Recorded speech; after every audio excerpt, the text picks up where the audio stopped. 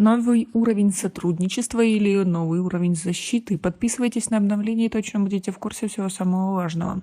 На таджикско-афганской границе 16 октября состоялась церемония открытия новой пограничной заставы. Погранзастава, построенная за счет средств правительства России, названа в честь 25 российских пограничников легендарной 12-й заставы, отдавших свои жизни в 1993 году при отражении нападения, пришедших с территории Афганистана террористов.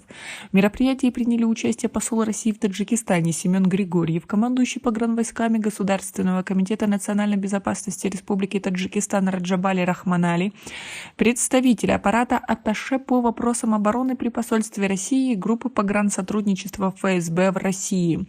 Семен Григорьев отметил, что новая застава станет значимым элементом охраны и защиты стратегически важного участка таджикско-афганской границы на южном рубеже СНГ и ОДКБ. Республика, имеющая самую протяженную границу с неспокойным Афганистаном, играет особую роль в архитектуре безопасности Центральной Азии, сказал он. 13 июля 1993 года в 4 часа утра на 12-ю заставу, ныне застава Саригор, Шураабадского пограничного отряда напали 14 групп боевиков общей численностью до 250 человек. В момент нападения на заставе находилось 48 пограничников. Непосредственное руководство операции осуществлял афганский полевой командир Кари Хамидулло, а одной из атакующей группой командовал известный международный террорист Хатаб. Бой на заставе длился более 11 часов. Когда подошли к концу боеприпасы и большинство обороняющихся получили ранения различной степени тяжести, группе из оставшихся 18 пограничников удалось вырваться из окружения.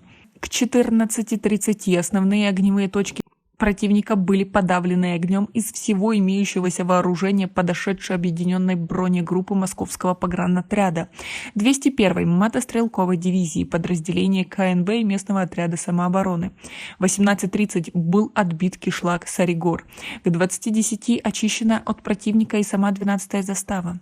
Несмотря на численное превосходство и преимущество в обеспечении оружием и боеприпасами, боевики потеряли около 70 человек убитыми.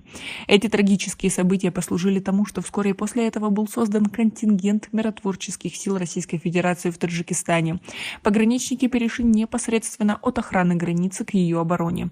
6 из 25 погибших пограничников присвоено звание Героя России. Как вы относитесь к такой ситуации и к новой заставе на границе? Правильно же, что нужно укреплять границу с Афганистаном. Вроде Талибан пытается делать вид, что они мирные и никому не угрожают, но Таджикистан достаточно давно знает афганцев и ситуацию, которая происходит внутри страны. Потому, наверное, лишняя защита никогда не будет неуместной. Вы с этим согласны? У нас пока на этом все. Оцените наше видео подпиской и лайком. До скорой встречи.